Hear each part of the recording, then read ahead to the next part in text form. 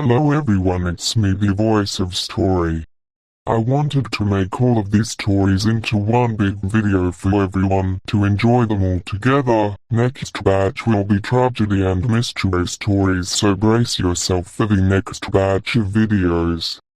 Now on to the video. The Haunted House. When Sarah moved her family into their new home, she had no idea that it was already occupied by malevolent spirits. Every night, they would hear strange noises coming from the basement. One day, Sarah's daughter went down to investigate and didn't come back up. Sarah ventured down to find her daughter, but all she found was a blood-soaked room and an unearthly growling sound. She prayed that the ghosts would let her family leave, but they had other plans. The Killer Clown. When the circus came to town, everyone was excited to see the colorful clowns and impressive acrobats. But one clown, in particular, was more sinister than he appeared. Kids started reported missing, and every time, they saw the clown with them. The townsfolk finally banded together to catch the clown, but when they finally unmasked him, there was nothing there. The clown had vanished, and the kidnapped children were never found. To this day, people say to check under your bed for the killer clown.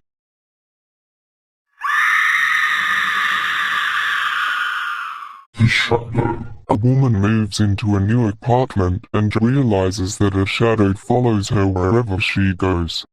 It's as if she's being stalked by something sinister, but no matter how much she tries to escape it, the shadow keeps coming back. The shadow looks at her every time she tries to escape and says with a terrifying grin, "Darling, it's me, why running from your dear husband? What's wrong, don't you remember me?" The Harvest. Every year, the Harvest Festival brought joy and fun to the small farming village.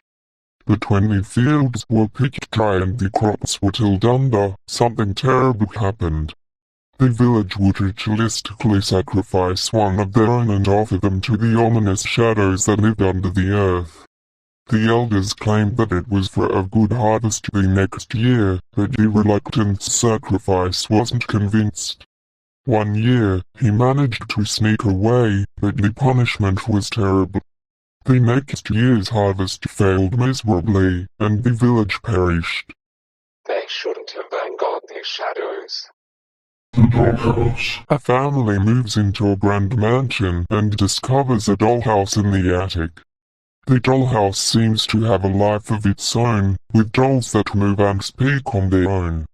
The family starts to realize that the dolls are actually the spirits of the previous residents of the house, who were trapped in the dollhouse by a curse.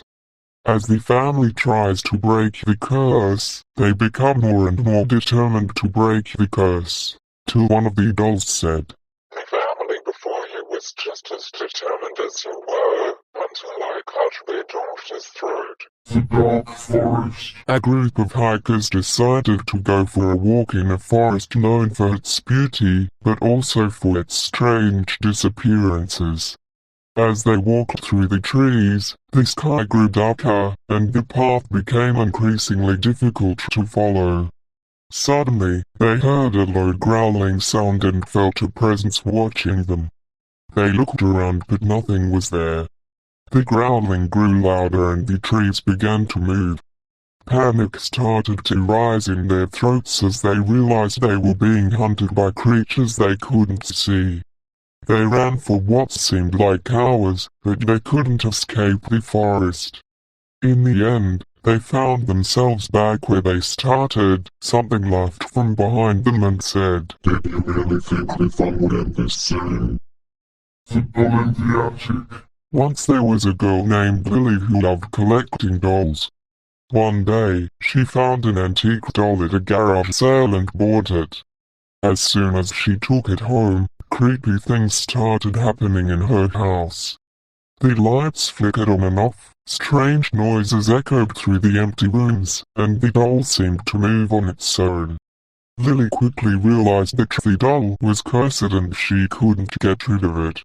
Every time she tried to throw it away or give it to someone else, it would always find its way back to her.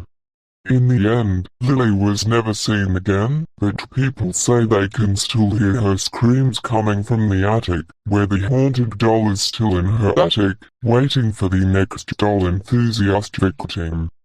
The ghosty roommate. A college student named Susan moved into her dormitory and didn't realize that her roommate was a ghost.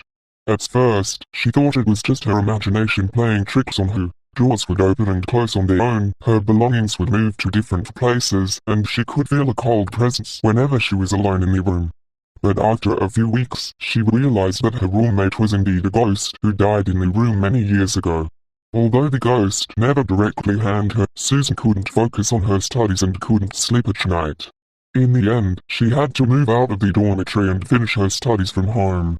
But even today, she says she can still sense the ghostly presence following her wherever she goes. A few days after the interview, something was recorded on the interviewer's microphone. It's more spacious here.